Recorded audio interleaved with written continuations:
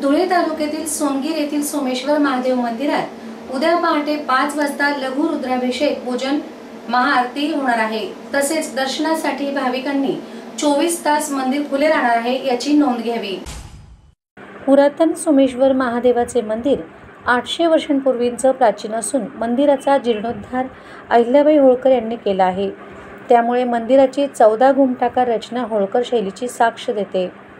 या ठिकाणी कुठल्याही प्रकारचे मुहूर्त न पाहता 12ही महिने लग्न व धार्मिक कार्यक्रम होतात।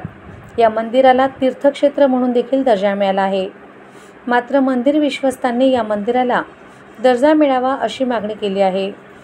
गावातील भाविकांसाठी मंदिराकडे जाणाऱ्या रस्त्याची दुरुस्ती सुरू आहे। सोमेश्वर महादेवाची यात्रा कार्तिक पौर्णिमेला भरते। त्या पार्श्वभूमीवर मंदिर समितीतर्फे यात्रेची तयारी केली जात आहे। मंदिर हे भाविकांना दर्शनासाठी 24 तास खुले राहणार आहे।